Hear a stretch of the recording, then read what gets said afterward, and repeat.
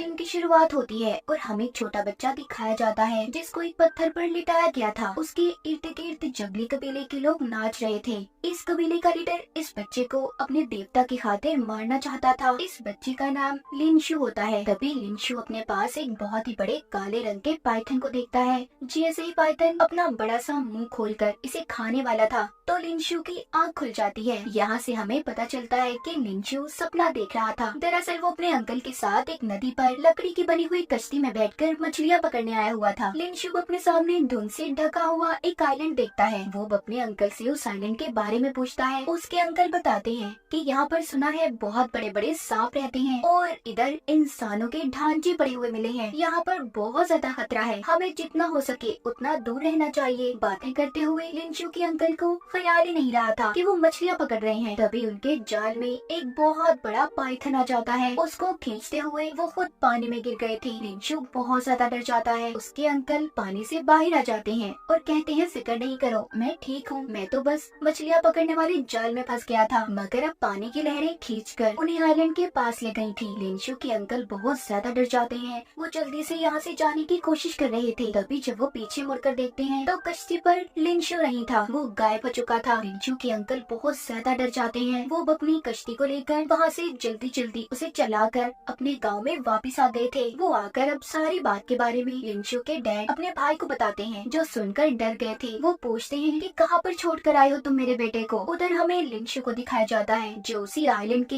बीचों बीच फंस चुका था, जिसके बारे में इसके अंकल ने बताया था कि यहाँ पर सांपों का राज है। उसे पता ही नहीं चल रहा था कि वो कहाँ पर जाए। जब वो थोड़ा सा आगे चलता है तो उसका पाँव एक पत्थर से टकरा गया था। वो अपने आगे एक बहुत बड़े सांप की खाल देखता है, जिसे देखकर वो डर गया था और अपने पीछे भी किसी अजीब सी चीज को महसूस करता है। जब वो पीछे मुड़कर देखता है तो वहाँ पर कोई भी नहीं नजर आता। इसके बाद वहाँ पर एक जंगली पौधा उस पर हमला करके उसे अपनी झाड़ियों में फंसा लेता है। यानी कि इस आइलैंड पर सांपों के साथ साथ यहाँ के दरख्त पौधे भी जानदार थे, यानी कि उनमें भी जान थी। लिंशु अपने सामने इंसानी ढांचे देखता है, जिससे उसे ये बात तो समझ आ गई थी कि वो मुसीबत में है और रोने लगता है। वो अपने मॉम डैड को याद कर रहा था। तभी ऊपर से अजीब सी लिक्विड जैसी चीज गिरती है। जब वो ऊपर देखता है तो एक पौधा उस पर हमला करने वाला था। उधर दूसरी तरफ हमें लिंशु के मॉम डैड दिखाए जाते हैं, जो उस आइलैंड पर जाने की तैयारी कर रहे थे ताकि वो अपने बेटे को ढूंढ कर ला सके। एक आदमी को लिंशु के डैड पैसे देकर अपने साथ चलने का कहते हैं। वो भी लालची था, इस वजह से अपने साथियों के साथ जाने के लिए तैयार हो जाता है। उस लालची आदमी ने तो आइलैंड के बारे में ये सुना था कि वहाँ पर कीमती पौधे पाए जाते हैं। यहीं पर एक बूढ़ा आदमी उन्हें जाने से रोकता है और कहता है उधर मत जाओ,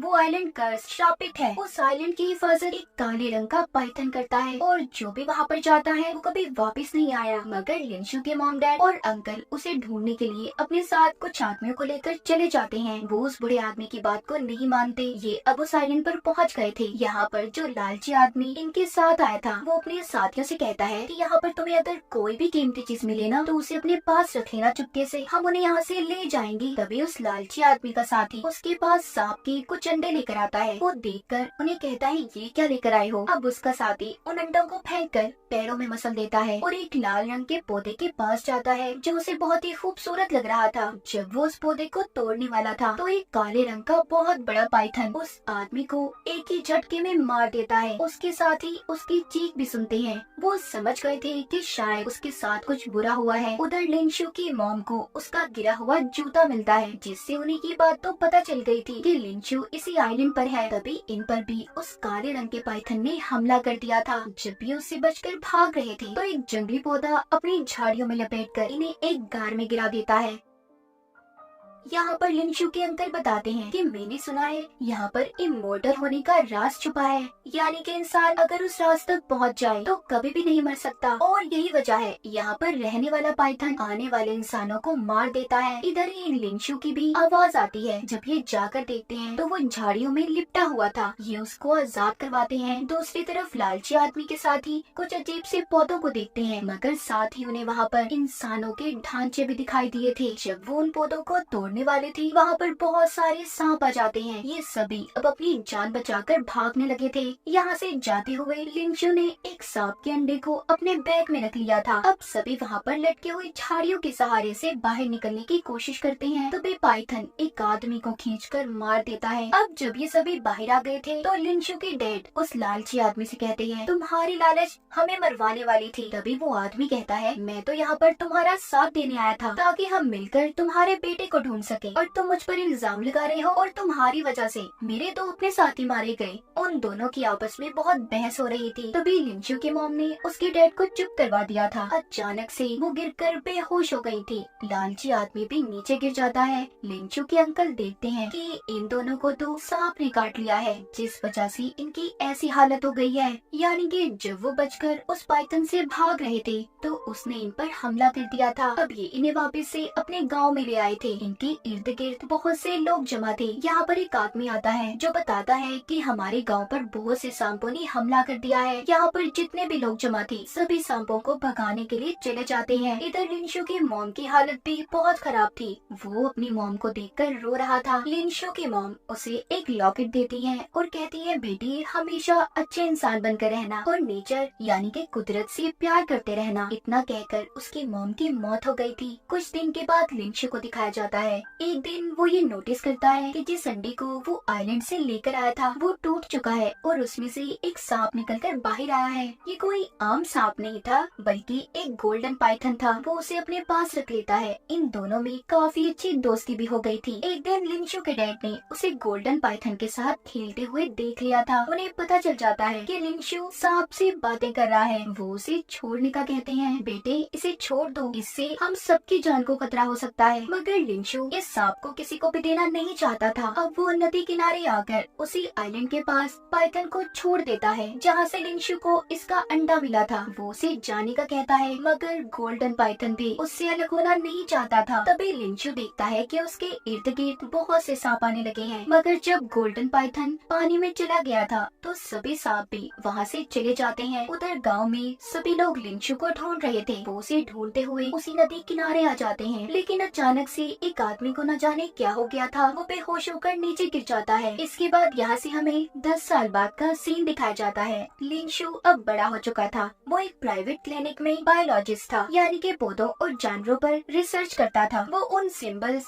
बने हुए निशानों पर भी रिसर्च कर रहा था जो उसने कई साल पहले पाइथन आइलैंड के गार में देखे थे। तभी उसे उसके अंकल की कॉल आती है जो बताते हैं कि हमारे गांव में लोग बीमार हो रहे हैं, उनकी हालत बहुत खराब है, तुम्हें जल्दी कुछ करना होगा। यहाँ पर हमें पता चलता है कि लिंशु कई साल से अपने गांव में नहीं गया था और साथ ही साथ वो अपने डैड से भी नाराज था जिन्होंने उसके इतने अच्छे दोस्त गोल्डन पाइथन को उससे अलग कर दिया। अब लिंशु अपने स्टाफ के साथ बैठा मीटिंग कर रहा था जहाँ पर उसकी बॉस उसे बताती है कि मुझे एक पौधे के बारे में पता चला है जिसके अंदर इमॉर्टल यानी कि हमेशा जिंदा रहने की खूबी पाई जाती है और वो पौधा तुम्हारे गांव के करीब आइलैंड पर पाया जाता है। तुम्हें वहाँ पर जाकर उसे लाना होगा। अब बॉस लिंशु के साथ अपनी बेटी और कुछ साइंटिस्ट को भी उसके गांव में भेज देती है। लिंशु अपने गांव में आकर अजीब नजारा देखता है। सब बहुत ज्यादा बीमार हैं और साथ ही साथ वो सांप के खालों को भी देखता है जिससे वो लोग अपना इलाज कर रहे थे। यहाँ पर आकर लिंशु अभी भी अपने डैड से नहीं मिलता क्योंकि वो उसी बात पर उनसे अब तक नाराज था। वो अपनी मॉम की कब्र पर चला जाता है। अब लिंशु और उसका मैनेजर गांव वालों से मीटिंग करते हैं और पाइथन आइलैंड पर जाने का कहते हैं, जिस पर वो सभी उन्हें वहाँ जाने से रोक रहे थे। लिंशु कहता है, देखिए सब बात समझने की कोशिश करें, हमारा वहाँ पर जाना बहुत जरूरी है। आप लोगों की इस बीमारी का हल हमें वहीं पर मिलेगा। लिंशु अपनी टीम के साथ जिसमें अब उसकी बॉस भी थी जाने के लिए तैयार थे। तभी वहाँ पर वही लालची आदमी आ जाता है जिसने कई साल पहले लिंशु के डैड के साथ इसे बचाने आइलैंड पर आया था। उसके हाथ में हथियार देखकर लिंशु डर जाता है, वो भी क्योंकि अब इनके साथ जाना चाहता था। ये देखकर लिंशु की बॉस कहती है, हमें इसे साथ ले लेना चाहिए क्योंकि मैंने सुना है उस आइलैंड पर बहुत खतरा है और इसके पास तो हथियार भी है, ये हमारी मदद कर सकता है। अब जब ये आइलैंड पर पहुँचते हैं तो उधर लालची आदमी का साथ साथ ही फिर से वहाँ से एक पौधा तोड़ने की कोशिश करता है, मगर वो पौधा इतना खतरनाक था, किसी जानवर की तरह अपना मुंह खोलकर उस लालची आदमी के साथी को मुंह से नोच लेता है, जिसको सभी देखकर डर गए थे। लिंशु ये देखकर सभी को गार के अंदर जाने का कहता है। गार में आकर लिंशु की बॉस एक पौधे को तोड़ लेती है, जिससे वहाँ पर जितने भी पौधे थे सभी इन पर हमला करने आ गए थे।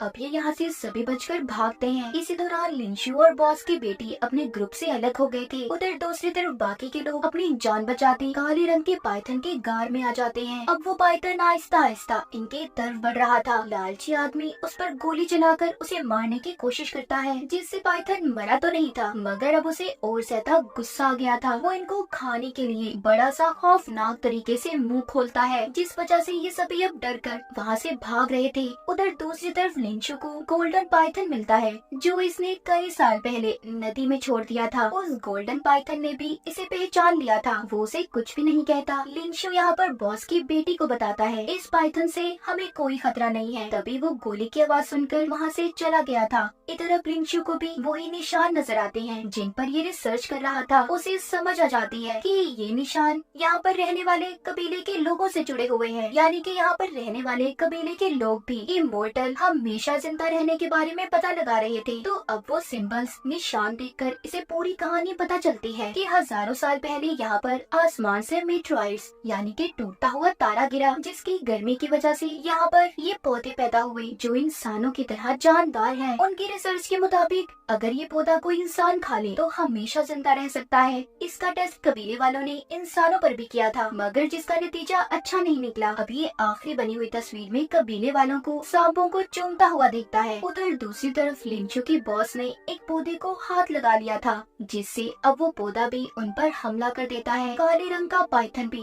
वहाँ पर आ गया था। लालची आदमी अपनी जान बचाने के लिए अपने एक साथी को उसके आगे फेंक देता है और खुद बाकी सभी के साथ मिलकर वहाँ से भाग गया था। फिर बॉस अपनी बेटी से मिलती है। बॉस की बेटी अपनी मॉम को गोल्डन पाइथन के बारे में बताती है। मैनेजर सुनकर कहता है, जिस पौधे को हम यहाँ पर तलाश करने आए हैं वो गोल्डन पाइथन से जुड़ा हुआ है। अब बॉस यहाँ पर लालची आदमी को पैसों का और लालच देकर गोल्डन पाइथन को पकड़ने का कहती है। यहाँ से आगे जाने पर ये काले रंग के और गोल्डन पाइथन को देखते हैं, जो दोनों एक दूसरे में लिपटे हुए थे। यहीं पर गोल्डन पाइथन की जिल्द किसी पौधे के पत्तों की तरह झड़ रही थी। लिंशु को देखकर ये समझ आता है कि गोल्डन पाइथन की जिल्द ही है जो झड़कर किसी पौधे में बदल जाती है और इमोर्टल पौधा बनता है, जिससे इंसान हमेशा जिंदा रह सकता है और हो सके तो हम उस पौधे से किसी की भी जान को बचा सकते हैं। लिंशु की बॉस लालची आदमी को पाइथन्स को मारने का कहती है, मगर काले रंग का पाइथन उन पर हमला कर देता है। जब एक आदमी गोल्डन पाइथन को मारने वाला था तो लिंशु आकर उसे रोकता है और दूर फेंकता है, क्योंकि वो गोल्डन रंग के पाइथन को किसी को भी नुकसान पहुंचाने देना नहीं चाहता था।